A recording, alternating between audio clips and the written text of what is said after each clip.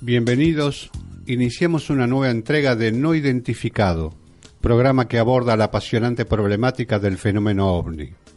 El capítulo de hoy lleva el inquietante nombre de Encuentros en el Aire, prometiendo mucha y excelente información.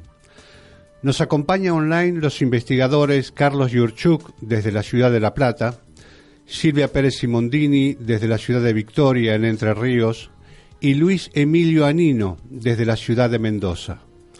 Aquí en estudios, Andrea Pérez Simondini y quien les habla, Hugo Daniel López. En la operación técnica, Ezequiel Amarilla, a quien le debemos también la buena música que tiene este programa. Bienvenida, Andrea. Hola, Dani, ¿cómo estás? Bueno, un placer nuevamente aquí en este tercer capítulo tan apasionante que vamos a desarrollar, Encuentros en el Aire. La verdad que ya el título es prometedor, ¿no?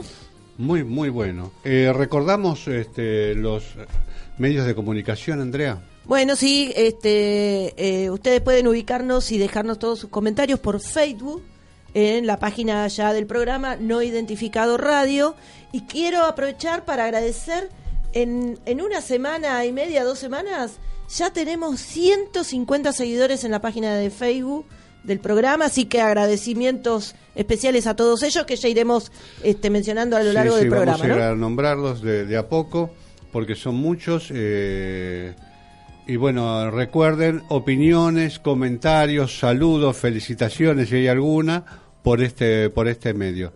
Bien, Andrea, ¿qué vamos a tener ahora? Bueno, hoy es un programa aparte muy especial, emotivo, porque más allá del nombre del capítulo, hace poquitos días falleció, sí, vale decirlo, un ícono de la ufología argentina, de la ovnilogía, como le gustaba a él que se recordara el vocablo, Fabio Serpa. Y para nuestros oyentes, seguramente todos conocieron quién era Fabio Serpa, un actor que vino después a investigador del fenómeno OVNI. Él fue además miembro de la Academia Nacional del Tango, una autoridad en el tango. Ya en algún momento por ahí quizá comentemos sus experiencias cuando arribó de Uruguay, porque era su país de nativo, con Julio Sosa, historias riquísimas, pero quisimos homenajearlo desde el lugar quizá más importante, ¿no? Que fue la experiencia que lo llevó de dejar una carrera exitosa, porque era un actor ya consagrado. Era una carrera exitosa la que tenía. Exacto. Y incorporarse al mundo de los ovnis. Y estamos hablando en una época, Dani, donde hablar de ovnis era realmente complejo, porque nos tenemos que remontar al año 1959, donde en una experiencia de vuelo, él estaba filmando, fíjate vos, un documental para la Fuerza Aérea en la base aérea, creo que de Campo de Mayo. Y ahí un piloto lo invita a ir a hacer unas prácticas de tiro en un lugar que está entre Buenos Aires y Entre Ríos, ya que es la zona de las Islas de Mazaruca, un lugar muy emblemático para nosotros los investigadores. Y bueno, y a partir de esa experiencia, de esa invitación, que el traslado fue por aire, viene lo que le transformó realmente la vida, y a partir de esa transformación en esta persona llamada Fabio Serpa, nos transformó la vida quizá a muchos miles creo que a todos. De personas. Pero más que el relato, yo creo que mejor que lo cuente él. Vamos a escuchar un audio donde relata en primera persona su experiencia y los detalles de la misma. Vamos al audio. Un hombre que vi una nave extraterrestre hace muchos años. Claro, todo sucedió un 17 de noviembre de 1959. Yo iba volando en un avión de la Fuerza Aérea Argentina con el capitán Alexis de Nogales. Yo estaba haciendo una filmación, un documental para esa Fuerza Aérea Argentina. Aquel día tenía un descanso de filmación. El capitán de Nogáez me había convidado a hacer ejercicios de tiro en la isla de Mazaruca, en el Tigre. Un lugar muy hermoso donde la gente de la Fuerza Aérea hace ejercicios de tiro, en ese lugar, en un gran polígono. Íbamos en un viejo Morán Saulnier de 4 plazas, veníamos dialogando por nuestros auriculares.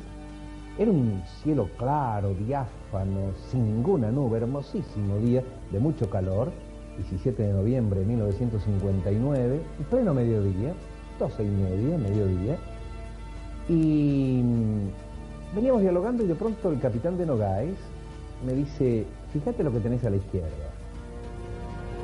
Miro hacia la izquierda y veo más allá de la cola de nuestro avión un aparato metálico cerrado de prácticamente 25 metros de largo que muy lentamente se venía desplazando y sin ningún sonido, absolutamente sin ningún ruido, muy lentamente se iba apareando un poco más bajo de los 800 metros que teníamos con el Morán Saulnier. De pronto se detuvo, no se cayó, hizo un ángulo perfecto de 60 grados y se perdió rápidamente hacia el norte argentino.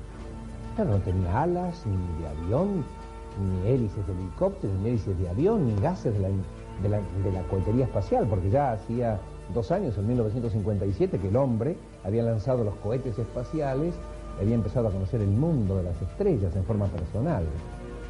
Entonces perdió aquel aparato, a mí extraño, yo lo quedé mirando, me acuerdo que me sonreí, un poco me reí de los nervios, giré mi cabeza y le pregunté, decime Alexis, ¿esto qué es? Y el capitán de Nogáez me dijo, eso es un plato volador. En aquella época se hablaba mucho de platos voladores. Yo no sabía nada absolutamente de toda esta problemática que hoy que nos va a unir a nosotros, dialogando de todo este misterio, el misterio más apasionante del siglo XX. Entonces volví a mirarlo a Alexis y le dije, ¿qué son los platos voladores? Mira, yo creo que para algunos dicen que son naves extraterrestres y para otros dicen que es el arma secreta de alguna potencia terráquea. Claro, en aquella década de 50, toda la década del 60, se pensaba todavía en la posibilidad del arma secreta de alguna potencia, que Rusia, China, Estados Unidos. El doctor Heine, desde la década del 60, negaba, era un detractor de esta problemática, pero la Fuerza Aérea Norteamericana lo emplea al doctor Heine para que vaya investigando esto si realmente era una realidad o no. Y claro, la Fuerza Aérea Norteamericana le convenía la presencia del doctor Heine porque era un detractor. A la política de la Fuerza Aérea Norteamericana le convenía que no existieran los ovnis. Pero este hombre empezó a investigar y realmente este hombre de gran nivel científico fue director del Departamento de Astronomía de la Universidad de Illinois en los Estados Unidos, uno de los 10 más grandes astrónomos del mundo, como le dijimos, pero realmente este doctor Heine empezó a investigar y empezó a encontrar la procedencia extraterrestre. Y en un congreso con grandes astrofísicos, físicos, astrónomos, radioastrónomos, que se realizó en la capital de su país, Washington, este hombre se paró en determinado momento y dijo, perdónenme colegas, pero yo me equivoqué. El fenómeno ovni es real, auténtico y tiene procedencia extraterrestre. Contundente, ¿no?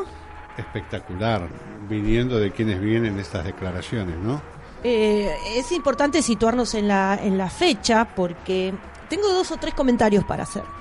Uno es, estamos hablando del año 59, que en el contexto histórico ya estaba muy avanzado, como en el cierre de esta reseña que hace Fabio, él habla de Joseph Heine, que es Joseph Alex Heine, que era un astrofísico que estaba incorporado a la investigación del proyecto Blue Book. Claro. Y el proyecto Blue Book fue una investigación oficial en Estados Unidos en esas décadas, y bueno, y tenía como objetivo investigar las denuncias que hacían la población civil, pero mayoritariamente muchos pilotos, gente de la Fuerza Aérea, que habían tomado escala, digamos, en el nivel de conocimiento de la opinión pública, y la Fuerza Aérea armó el proyecto Blue Book.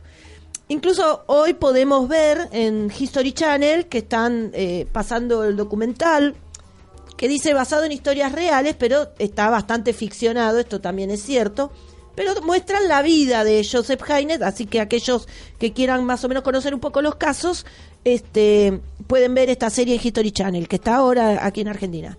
Pero lo interesante es que en Argentina no había muchas referencias más que algún artículo periodístico.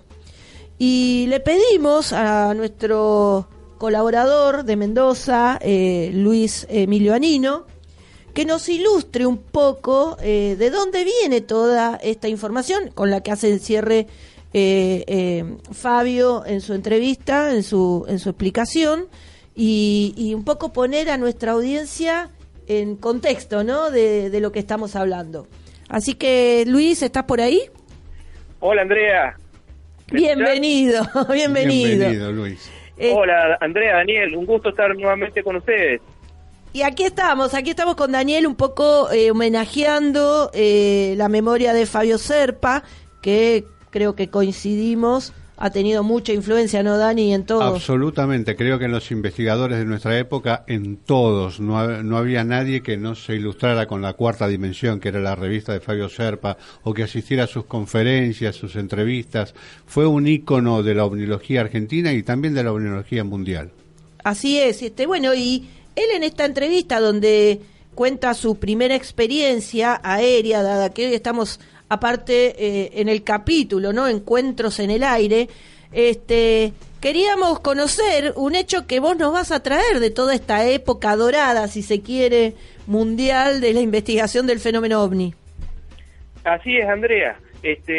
Un poco vamos a remontarnos a lo que fue la primera época en que se empiezan a registrar denuncias de avistamientos de objetos voladores no identificados, y justamente en relación con lo que estabas mencionando del proyecto Libro Azul, ciertamente una serie extremadamente ficcionada y bastante lejos un poco de los acontecimientos reales.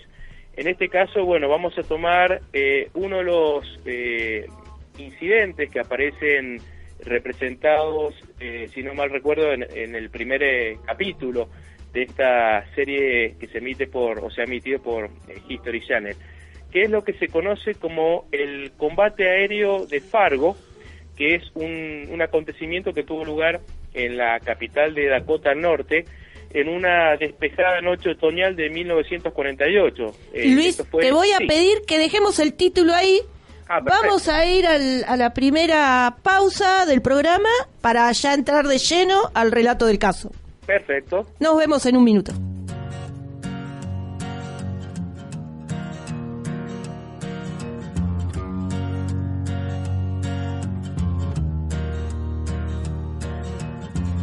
I used the soap to wash the dirt off my face.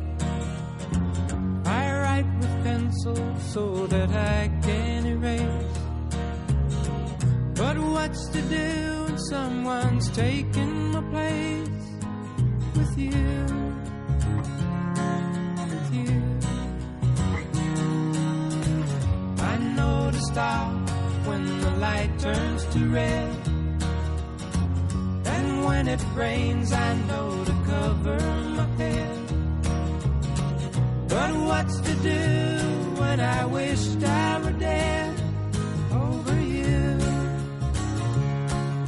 you, over you.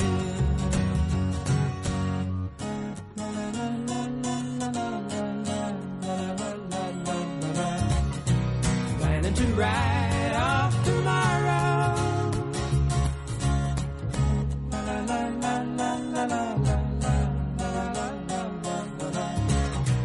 Hoping to wash off the sorrow.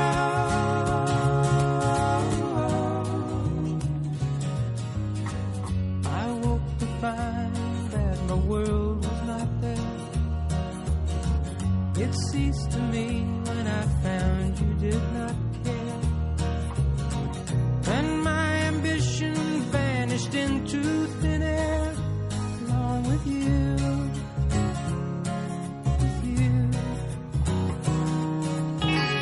Now my emotions find it hard to let go. And as for me, I'll find a new road to hoe. But maybe this time I will take it more slow than before. Than before.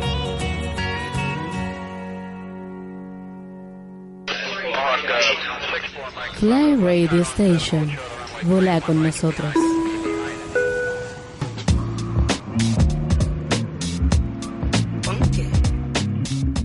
Seguimos en el segundo bloque de No Identificado, desarrollando el capítulo que lleva como nombre Encuentros en el Aire. Estamos al pendiente con el relato de Luis Emilio.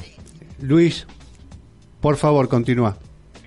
Bueno, ahora un poco retomando lo que dejamos en el bloque anterior, lo que vamos a comentar básicamente es un incidente que ocurrió a las 9 de la noche, en una despejada noche otoñal de 1948, cuando un piloto norteamericano, George Gorman, esta persona veterana de la Segunda Guerra Mundial, estaba próximo a aterrizar su aeronave, un Mustang P-51, en el aeropuerto de la capital de Dakota Norte, que es Fargo. Estaba en esos menesteres cuando de pronto se vio sorprendido por una luz que pasaba raudamente a la derecha de su avión. Este piloto, que en ese entonces se desempeñaba como un segundo teniente de la Guardia Nacional Aérea de Dakota Norte, como mencioné previamente, se comunica con la torre de control comentando la novedad y recibe como respuesta que en ese momento la única aeronave que estaba próxima y por debajo de él era un Piper Cub, que era una aeronave turismo muy ligera, que por supuesto no se ajustaba a las características de lo que estaba observando. Es importante justamente este detalle porque se trataba de una noche pero despejada, o sea, de una visibilidad bastante clara, ¿no? Este joven piloto, ante este avistamiento, modifica su plan de ruta, es decir, deja de hacer todas las operaciones de aterrizaje y comienza esta persecución, que es un poco la característica de esta historia. Trata de acercarse a este extraño objeto volador, un poco colocándose tras su estela, ¿no? El hecho es que durante 27 minutos se produce una suerte de caza donde prácticamente había un intercambio de roles. Por un momento el piloto Gorman trataba de aproximarse y de encerrar a través de maniobras muy cerradas, de acercarse a este extraño objeto volador, pero lo curioso es que en otros momentos este objeto extraño se volvió contra él y hasta en 2 ocasiones casi estuvo cerca de sufrir un accidente, es decir, un choque aéreo. Lo más interesante en este punto es que en un determinado momento este objeto, de una forma casi recta, sale disparado hacia arriba y esta aeronave, recordemos, era un avión a hélice, el Mustang P-51, bueno, quedó fuera de acción y no pudo interceptarlo. Este objeto volador no identificado llegó a permanecer suspendido a unos 14.000 pies de altura, que equivale a unos 4.000 metros, y de pronto, bueno, no logró ser más visto, o sea, desaparece de la vista del piloto. Es acá importante remarcar las palabras del piloto George Gorman, que es lo que él reflexionó al respecto cuando fue entrevistado por el personal del proyecto Signo, que era el proyecto que antecedió al proyecto Blue Book o Libro Azul. Él afirma, y esto es textual, ¿no? Dice: estoy convencido de que hubo un pensamiento definitivo detrás de sus maniobras. Además, estoy convencido de que el objeto se rige por las leyes de la inercia, porque su aceleración fue rápida pero no inmediata, y aunque fue capaz de girar bastante fuerte a una velocidad considerable, siguió una curva natural. Cuando intenté girar con el objeto, me desmayé temporalmente debido a la velocidad excesiva. Es decir, de pronto este piloto un poco nos está señalando las maniobras, digamos, no habituales o no esperables de una aeronave convencional, y el hecho de que él mismo sufrió un desvanecimiento por tratar de seguir el ritmo de vuelo de esta aeronave. Finalmente, él termina diciendo que este objeto logró una escalada mucho más pronunciada y mantuvo un ritmo constante de ascenso, muy por encima de mi avión. Ahí termina un poco esta reflexión que expresó Gorman, destacando lógicamente la incapacidad que él tuvo de poder interceptar a esta aeronave de carácter desconocido. Es importante señalar en este punto que Gorman no fue el único testigo de este encuentro inesperado, ya que el propio piloto de la otra aeronave, del Piper Cub, que era un doctor de apellido Cannon, coincidió en también haber visto una luz que se desplazaba mucho más rápida que el Mustang P-51. E incluso el testimonio se vio reforzado por el personal de control de tráfico de la torre de control, que también manifestó haber visto esta luz que lograba tomar distancia del avión de Gorman. Lógicamente, la investigación oficial, que en esa época, insisto, estaba llevada adelante por el proyecto SIGN, trató, de encontrar explicaciones. Esto es importante de ponerse en contexto de que hacía poco que había terminado la Segunda Guerra Mundial y que estaba en pleno desarrollo de lo que se conoció después como la Guerra Fría, este enfrentamiento o tensión con la Unión Soviética. Por lo tanto, esta investigación tenía como objeto, estoy hablando tanto de Blue Book, de Crutch y de SIGN, en orden decreciente, lógicamente tomaban los reportes de sus pilotos, tanto civiles como militares, para tratar de dilucidar si se trataba de una amenaza de origen soviética.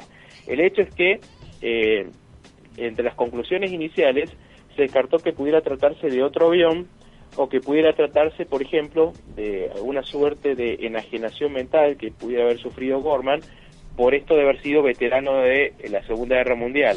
Incluso se intentó explicarlo como que pudiera haber sido un cohete soviético, un modelo R-1, pero lógicamente las maniobras estaban muy lejos de coincidir con el vuelo de un cohete. El problema es, ante la falta de información consistente, se ofreció una explicación oficial, que se trataría, según la información brindada por el Servicio Meteorológico Aéreo, de un potencial globo meteorológico que habría estado sobrevolando la zona en la época en que ocurrió este avistamiento. El hecho es que las maniobras que realizó este objeto, que formó parte de esta cacería aérea, lógicamente no coincidían con la de un globo meteorológico. Por lo tanto, la explicación oficial fue que se trató a continuación de ilusiones ópticas producto de las maniobras aéreas del piloto Gorman. Y finalmente, ya dentro de esta última explicación oficial, se trató de atribuir a que era Júpiter, que estaba brillante en ese momento, como la explicación final de lo que habría visto Gorman. Un poco para ir cerrando este relato, este hecho, es un poco poner en contexto también de qué trató Proyecto Libro Azul.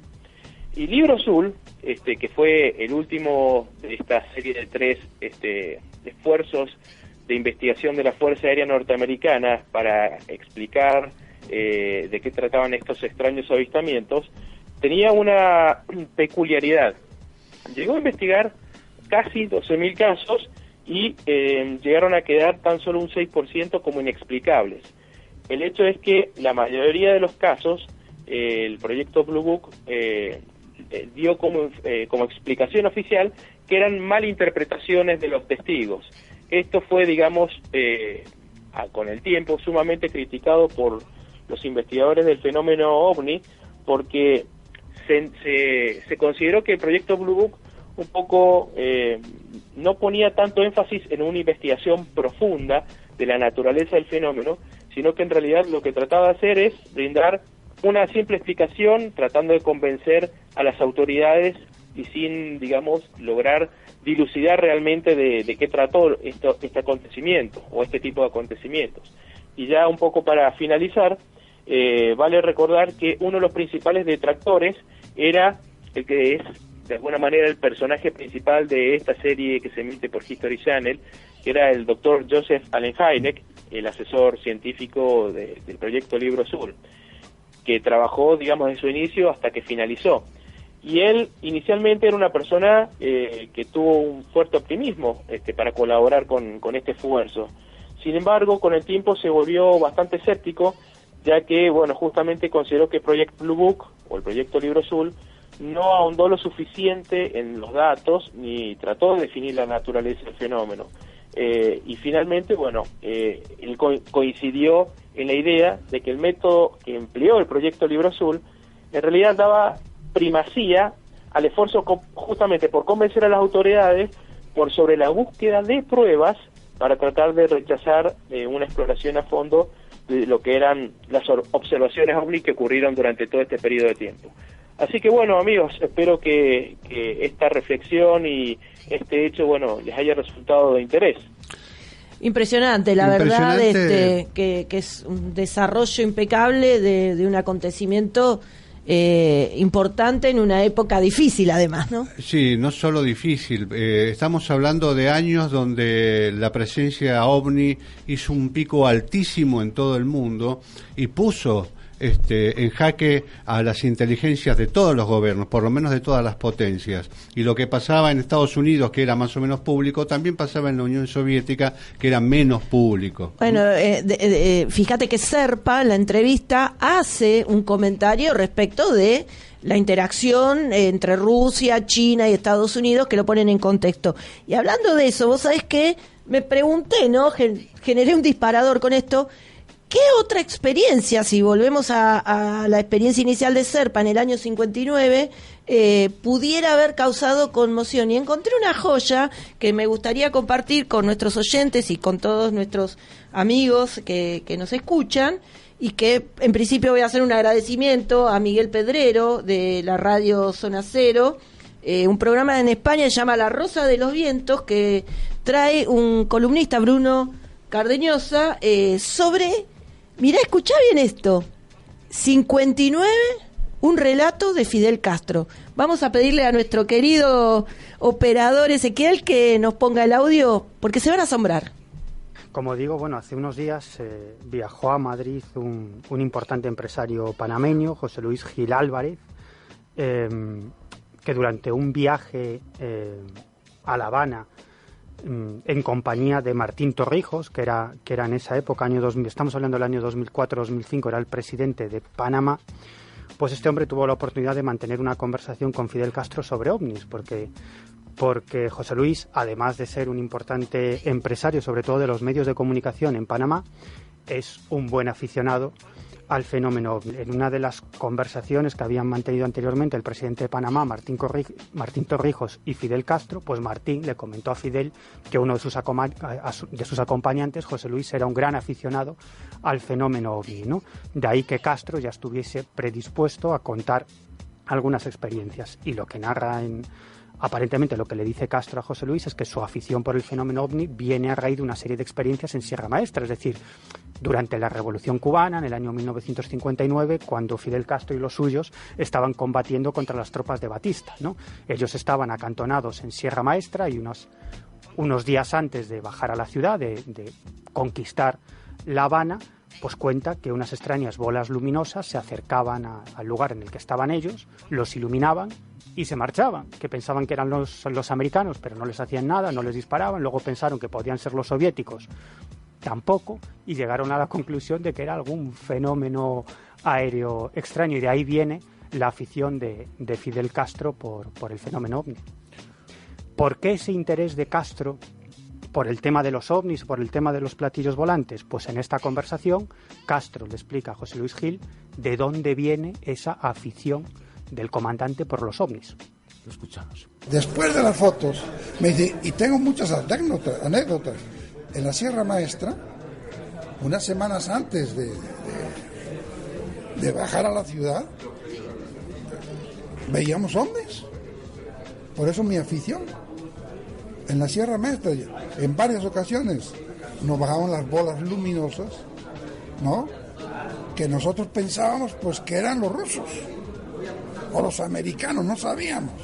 Pero hasta que ya más tarde supe que los rusos no eran, que los americanos no sabían, y que al final dimos cuenta que eran objetos que no eran... La tropa, me decía, la tropa le daba miedo porque pensaba que eran o los americanos o los rusos, ¿no? Pero al final no pasaba nada, ¿no? Se iban, iluminaban donde estábamos y se iban. Y desde ahí tengo cierta afición a estos eventos. Bueno, ¿qué te pareció? Bueno, es un testimonio no solo clave, sino sorprendente, porque nadie podría esperar que Fidel Castro hubiese sido testigo en esa época del fenómeno OVNI, ¿no? Un líder mundial. Para reflexionar, ¿no? Entonces tenemos 3 cosas interesantes. Año coincidente, el esquema geopolítico, que había toda una interacción entre Rusia, China, Estados Unidos, y el fenómeno extraordinario. Vamos a dejar reflexionando a todos nuestros queridos oyentes. Vamos a ir a un corte con un temita de esos que nos están gustando y volvemos en un ratito. Quiero cerrar este bloque con una frase o con un pensamiento que dice: en ningún momento los astronautas han estado solos en el espacio. Siempre ha habido una constante vigilancia por los ovnis. Quien lo dice, Scott Carpenter, ex astronauta del proyecto Mercury. Impresionante. Fly Radio Station, transmitiendo online a todo el mundo.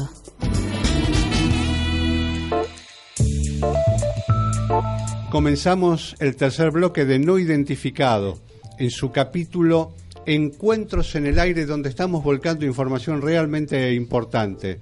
Y estamos en el aire con la investigadora de la ciudad de Victoria, Silvia Pérez y Mondini, quien nos va a agregar a toda esta serie de encuentros de datos una excelente información, creo yo. Buenas noches, Silvia.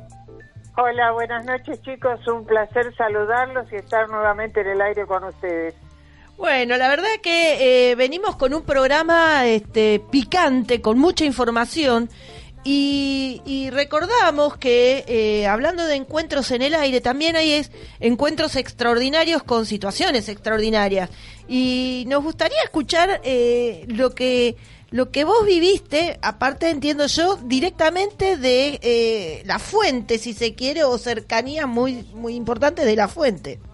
Sí, por supuesto, pero tengo que hacer un breve prólogo porque todo esto es sacado de la investigación de un pionero de la investigación argentina como fue Nicolás Ojeda. Este hombre que había dejado en su momento de investigar, nos dona para el museo toda una serie de trabajos realizados durante años. Y bueno, encontré una de las cosas más extraordinarias que se puede hablar sobre la aviación, ¿no es cierto? Hubo en el mes de octubre de 1974 2 accidentes que aún hoy no tienen explicación. Y esto ocurrió en oportunidad de los ensayos del programa celebratorio de la Semana Aeronáutica y Espacial, en 2 días diferentes, 2 accidentes que aún hoy, vuelvo a repetir, no tienen explicación. ¿Cómo sería esto? A ver. El miércoles 23 de octubre, en la zona de María Teresa, al sur de Santa Fe, se estrelló un cazabombardero Douglas A-4B Skyward, piloteado por el teniente José Van Der, quien logra accionar el sistema de eyección de su asiento, salvando, por supuesto, así su vida. Casualmente, por una persona debidamente identificada, residente de Venado Tuerto, y un grupo de testigos aislados en los que se encontraba también un arriero de ganado, comentan que un avión tipo militar se veía escoltado por un objeto metálico de grandes dimensiones, que en fracción de segundos desapareció.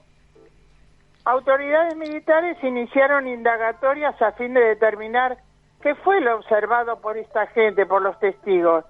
Según vecinos, relacionaron el accidente rápidamente con el extraño aparato.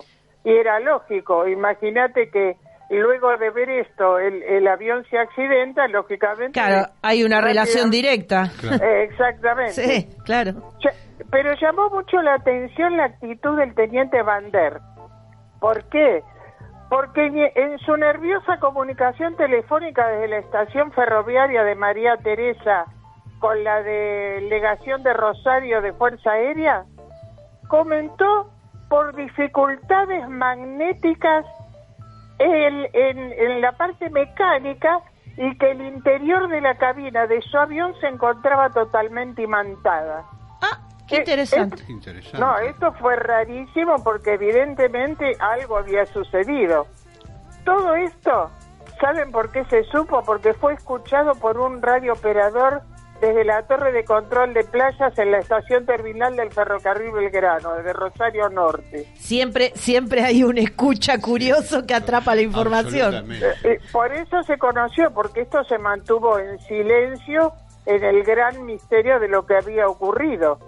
Pero lo más extraño, que pocas semanas después, el teniente Bander fue retirado del servicio abrupta e inexplicablemente. Ah, bueno, tenemos todos los elementos comunes en este tipo de casos, exactamente. Sí, seguramente. Bueno, les digo que si eso fue raro, lo que les voy a contar ahora realmente ya es algo tan extraordinario que uno no lo puede entender.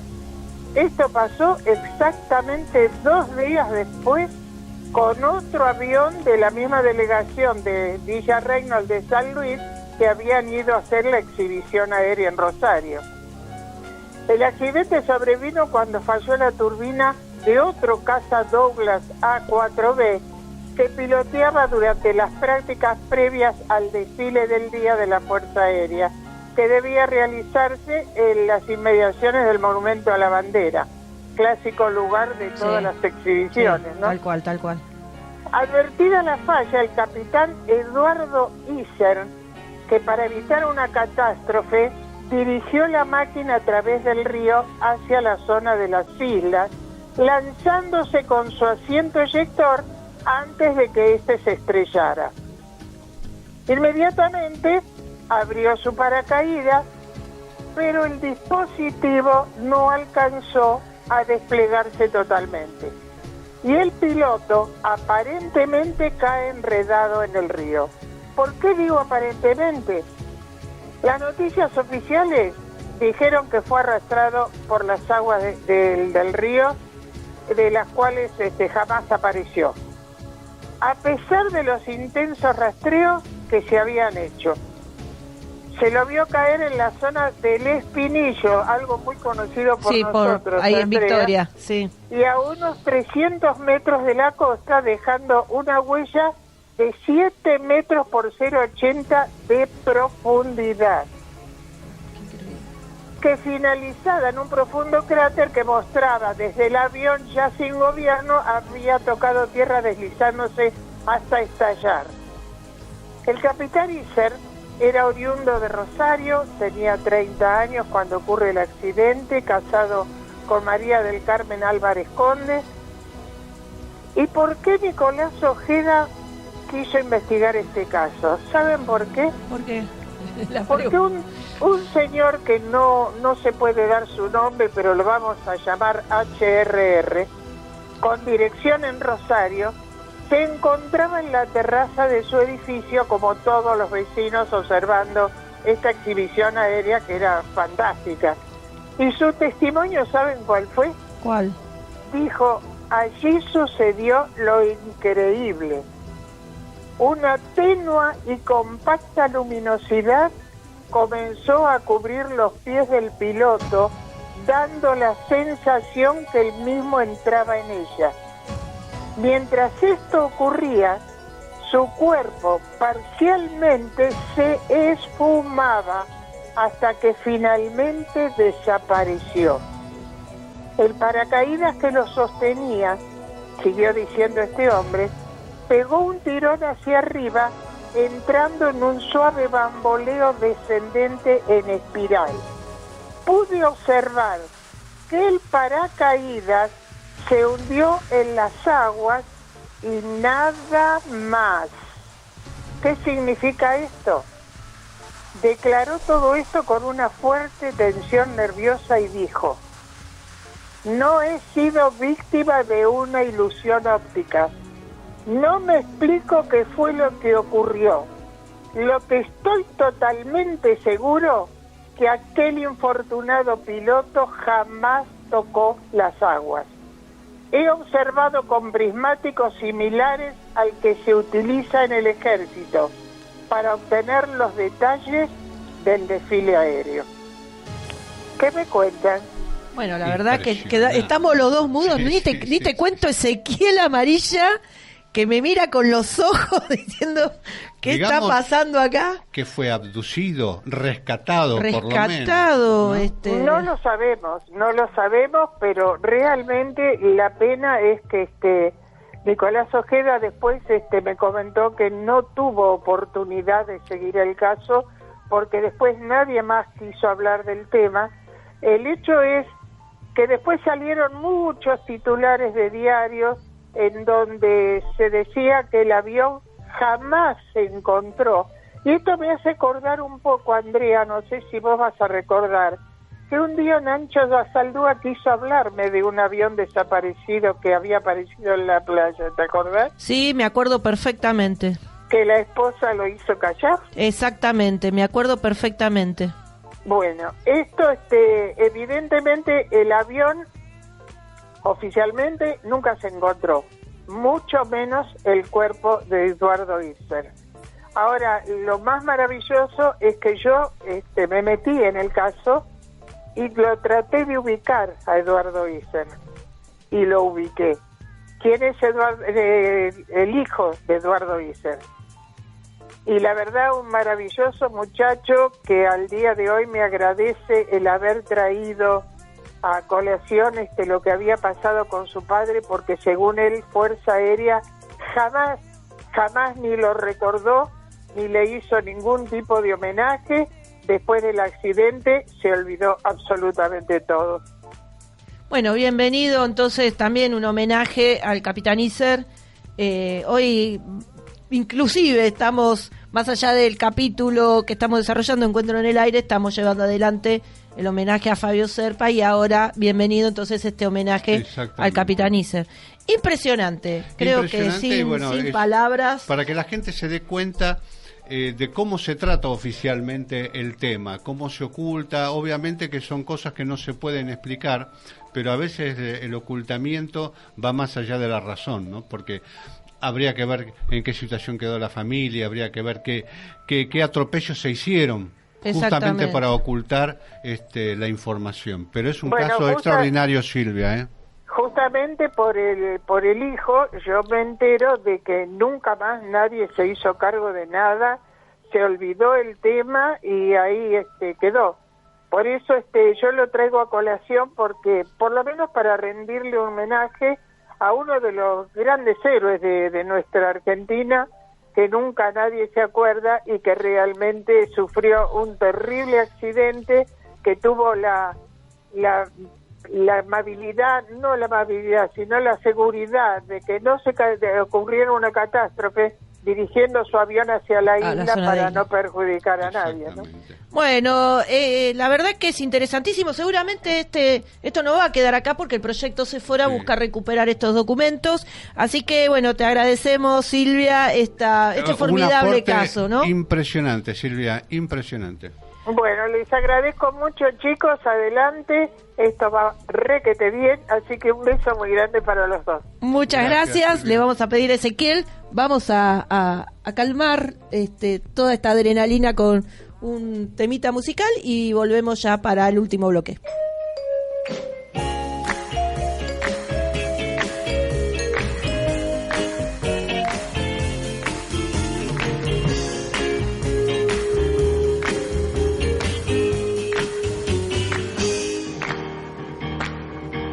The more I see you, the more I want you. Somehow this feeling just grows and grows. With every sigh, I become more mad about you, more lost without you, and so it goes.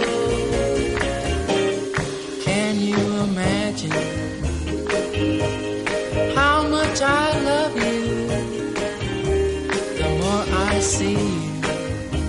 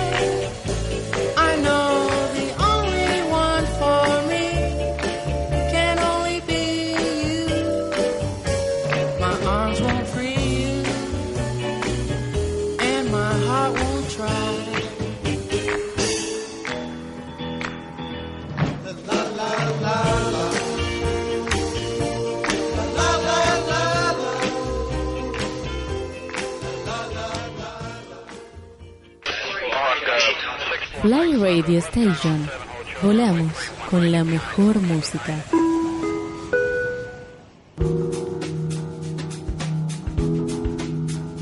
Iniciamos el último bloque de No Identificado en este capítulo que hemos denominado Encuentros en el Aire, que nos dejó ya el bloque anterior muy por arriba, muy arriba, nos dejó con la información que nos dio Silvia Pérez Simondini, extraordinario. Bien, Andrea, seguimos. Sí, igual. Yo te diría que pasamos de algo bien caliente, ahora quizás algo más frío. Claro. Porque ¿dónde nos vamos a ir? Primero vamos a dar la introducción a otro de los columnistas destacados del programa, Carlos Alberto Yurchuk. ¿Cómo estás, Carlos? Hola, Andrea. Hola, Daniel. Como siempre, una alegría estar compartiendo este programa. Un fuerte abrazo para ustedes y para todos los oyentes, que ya son muchos, La verdad que sí, estamos muy contentos porque a poco de empezar ya el programa tenemos muchos seguidores, muy buenos comentarios. Bueno, creo que vos estuviste escuchando todos los pormenores. Venimos de un momento muy cálido, muy caliente, con alta temperatura, y quizá ahora nos vamos a una cosa más fría, pero no por bajar la tensión, sino por el continente. Sí, por el continente, exactamente. Exactamente. Hoy traje un hecho ocurrido en la Antártida. Elegí ese continente porque muchos por ahí no se imaginan que en la Antártida ocurren casos ovnis, y muy interesante. O sea, el fenómeno ovni se manifiesta literalmente en todo el planeta. En cualquier rincón del planeta hay ovnis, y en la Antártida también. Y lo traje porque vamos a tener el testimonio, el audio del testigo principal de este hecho, que se llama Miguel Amaya. Yo me contacté con él allá por el 2010. Él me escribió cuando yo tenía la página del Dragón Invisible, me escribió. Fui a visitarlo en octubre del 2010 a Resistencia, donde él trabajaba, y ahí grabamos en audio y video lo que vamos a traer hoy. Quiero destacar que Miguel en ese entonces era suboficial en actividad de la Fuerza Aérea Argentina. Su especialidad era meteorología y trabajaba en el aeropuerto de Resistencia. Destaco suboficial en actividad, o sea, alguien de Fuerza Aérea que estaba trabajando en Fuerza Aérea, que estaba activo en Fuerza Aérea, se animó, no tuvo ningún problema en hablar de esta experiencia extraña que tuvo, y hablarlo con alguien que tenía una página sobre el tema OVNI. O sea, algo que por ahí para muchos es impensado, pero por suerte cada vez más gente se anima a hablar abiertamente de estos temas. Es cierto, Carlos, es una buena referencia la que das, porque básicamente en la investigación nos nutrimos de estos casos, ¿no? Así que bienvenido el testimonio de Amaya, y ponernos en contexto en este continente tan misterioso como es la Antártida, que también nos trae casos ovnis. Exactamente. Ahora en el primer audio que vamos a escuchar, Miguel se presenta y nos cuenta, nos introduce o nos comenta una extraña llamada que recibe una noche.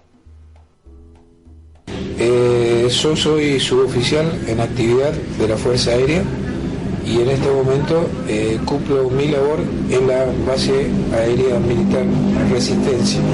Mi especialidad es meteorología.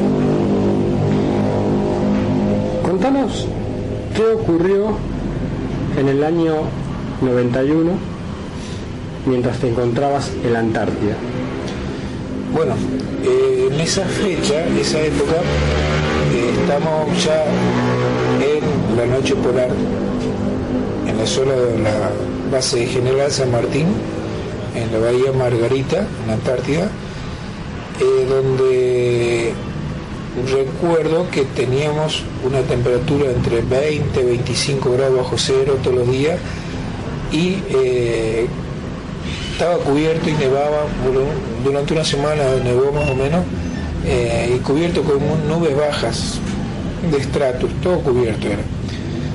Recuerdo que esa noche estaba de turno en la estación meteorológica, y suena el teléfono, 1:15 de la mañana aproximadamente, el único teléfono que teníamos punto a punto con el laboratorio, donde estaban 3 personal científicos, y me llama el ingeniero, donde me pregunta qué equipo estaba andando en ese momento. Y yo le dije que nada, no había nadie, que todos los comunicadores de ejército estaban durmiendo y yo era el único que estaba despierto. Y le pregunto por qué. No, por nada, cortaron. Directamente se cortó. Y yo hice mi observación normal, seguí mi turno normal, hasta que a las 7 de la mañana vino mi relevo y me fui a dormir. ¿Y ahí qué pasó, Carlos? ¿Se fue a dormir y qué pasó después? Primero aclaro, hago un comentario breve del backstage de esta grabación. Estábamos en un lugar, teníamos reservada una oficina interior al lugar donde estábamos, que no daba a la calle, pero por esas cuestiones justo estaba ocupada, la ocuparon, qué sé yo, tuvimos que grabar en otra oficina que daba a la calle, que supuestamente no pasaban muchos autos, pero justo cuando empezamos a grabar estas cosas pasan, empezaron a pasar motos. Es la ley de Murphy, digamos. Sí. Por eso por ahí el hecho que se escuche algún ruido de fondo, pero bueno, más allá de eso el testimonio me parece que lo vale. En este segundo audio que vamos a escuchar, ahí Miguel va a comentar el porqué de ese llamado que recibió aquella noche. En la cena, mientras estaba el ingeniero sentado a mi derecha y el otro auxiliar a la izquierda, me acordé del llamado de la noche anterior y le pregunto al ingeniero: che, Esteban, ¿qué era? ¿Por qué me llamaste? Y todos me miraron como diciendo que no vi nada, no me enteré de nada, ¿dónde estaba yo? Y por ahí dice uno que casi nos invade los extraterrestres y yo estaba durmiendo. Y ¿qué pasó? ¿Qué me perdí? Digo. Entonces me empiezan a explicar de que hay un aparato que se llama rigómetro, que mide señales de la ionósfera y funciona como una alarma donde cuando se reciben pulsaciones se abre otro aparato automáticamente donde se registran esas pulsaciones. Y se estaban por acostar 1:15, 1:20 y suena el rigómetro, entonces conectan. Y las agujas que marcan la faja que va corriendo por un rodillo tienen que marcar las 3 distintas, porque son 3 parámetros distintos que miden. Y de sorpresa resulta que había veces que marcaban las 3 iguales. Entonces el ingeniero me explicaba que para que yo entendiera eso, era como los relojes de un auto, que el reloj de un auto marca la temperatura, el aceite, la presión de aceite y el vacuómetro de la batería, que ninguna de las cosas tenía que ser iguales, 3 distintas marcaciones. Eso era lo mismo, pero lo raro es que a veces las 3 marcaban iguales, inclusive la del medio, que tenía que ser un trazo de 2 milímetros, 3 a lo sumo, hacía como de 5 centímetros. No podía ser, y las de afuera quedaban enganchadas en la faja y no entraban, había que levantarlas.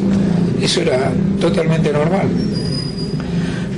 Entonces esas señales duraban 3-4 minutos y después pasaban 15 minutos, 20 minutos normal, hasta que después volvían a salirse todo de causa. Y no sabían qué era, qué podía ser.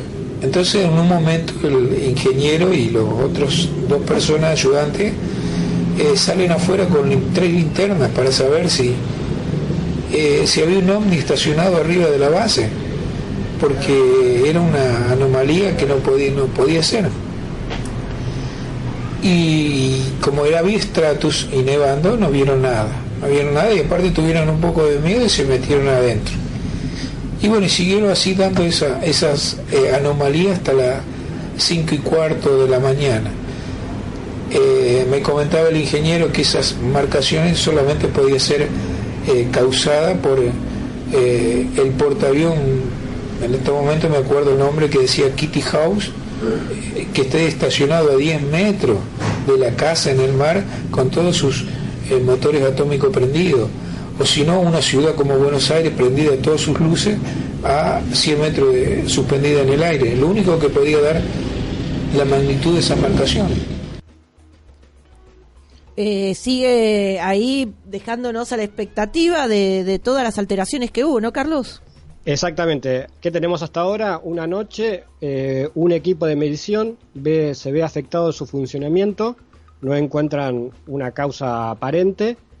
Y lo que quiero destacar es que en un momento Miguel Amaya salieron afuera para ver si había un ovni. O sea, ellos ya pensaban que lo que provocaba eso era al no encontrar una explicación técnica posible, era un ovni. O sea, salieron afuera a ver si había un ovni. Literalmente, eso me pareció un detalle para mencionar, ¿no? Que en una base de la Antártida se hablara de ovni tan naturalmente, entre comillas. Hasta ese momento no vieron nada. Ahora en el tercer audio nos va a comentar Miguel qué pasó cuando se comunican con Buenos Aires para reportar lo que había pasado. ¿Qué orden reciben? Bueno, el asunto es que 5:15, 5:30 se terminaron y ellos el día viernes tenían que dar la novedad a la Dirección Nacional del Antártico. Todos los viernes las novedades ocurrían durante la semana. Y se conecta con el jefe de ingenieros de la Antártida y le comenta lo que pasó. Y este señor, según un comentario del ingeniero, le dijo que eso no podía ocurrir, en ningún lugar del mundo podía ocurrir. Entonces este muchacho le dijo que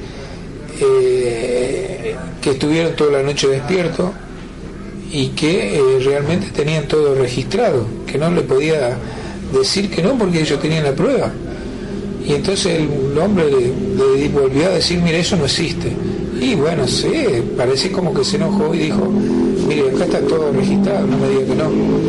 Entonces el ingeniero de Buenos Aires le dice, mire, ingeniero, esos rollos que usted tiene, los tiene debajo del brazo, metafóricamente, debajo del brazo, hasta que yo vaya en febrero en el rompehielo Ibiza y me los entrega a mí personalmente en el barco. Y no se le ocurra mandar por avión vía Marambio, Buenos Aires, no quiso. Entonces directamente se lo entrega a él personalmente. Y ahí se terminó el diálogo. Bueno, yo después fui a ver todas las muestras, los rollos, y el ingeniero me explicaba perfectamente todo, se enroscó como 40 metros de rollo y me iba explicando todo lo que ocurría. Bueno, ahí ya estamos en la explosión del caso, ¿no? En realidad. Recordemos que este aparato registraba todo en un rollo de papel. Eran 3 agujas que iban registrando en un rollo de papel diferentes mediciones. Y como decía recién Miguel, se registraron como 40 metros, digamos, de rollo. Y eso terminó en Buenos Aires. Sería uno de los tantos archivos que algún día ojalá pudiésemos desclasificar, ¿no? Y poder tener en nuestras manos ese rollo con esas mediciones tan extrañas. Veamos en el último audio, porque hasta ahora fueron efectos hechos físicos, equipos. Claro. Pero vamos a ver qué pasa en el último audio que nos cuenta Miguel Amaya. Después me vengo yo a la estación meteorológica y hago la observación después de la 21, y viene este otro pibe que estaba llenando al lado mío, auxiliar del ingeniero, y me dice, me voy a dormir porque anoche no me dejaron dormir y tengo mucho sueño, así que me voy a dormir temprano. Y se abrigó bien y se fue. Y después que habrá pasado 2 minutos, pues suena el único teléfono del local que teníamos y me dice, vení rápido al LASAM, que era el laboratorio de la base, quiero contarte algo. Entonces me fui rápido y este pibe estaba medio como alterado porque dice que venía caminando y ahí en la curva donde está una pequeña bahía se le ocurre mirar para arriba y sobre los estratos, arriba de los estratos, ve un círculo de luminosidad blanca que cruzaba sobre la base y se perdía para el mar. muy lentamente y sin hacer ruido alguno. Es interesante escucharlo a Miguel, cómo usa la terminología correcta dada su profesión de meteorólogo. No habla de nubes simplemente, sino menciona el tipo de nube y demás. Observan, como bien dicen, un círculo blanco sobrevolando la base y uno está muy tentado a relacionar ese círculo blanco, que no tuvo una explicación racional, con lo que había ocurrido horas antes con el aparato. Un caso más de la Antártida que traemos para no identificados. Es un caso excelente, a mí me gusta sobre todo porque hay registros. Hay registro, evidencia física y testimonio fortalecido. Deberíamos tener. Exacto. Gracias, Carlos, un aporte como siempre extraordinario. Nos estamos quedando sin tiempo, teníamos para saludar gente y demás, pero no queremos cerrar este último bloque sin agradecer a las radios que están promocionando este programa de No Identificado. Y se trata del señor Fernando Hildebrand, de La Señal Ciencia y Misterio, de José Luis Fernández, de La Otra Realidad, de FM 99.9, Radio Cordial Santa Fe, y Julio de Geneve, creo que está bien leído, de Enigma Virtual, de Colón Entre Ríos, 10 TV. Así es. A todos ellos, muchas gracias por promocionarnos.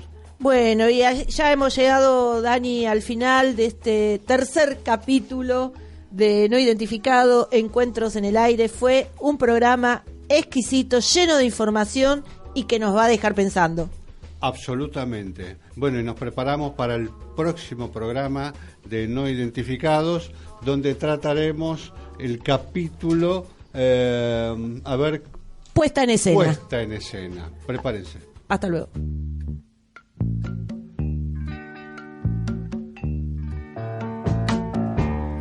I can see clearly now, the rain is gone. I can see all obstacles in my way. Gone are the dark clouds that had me blind. It's gonna be a bright, sunshiny day.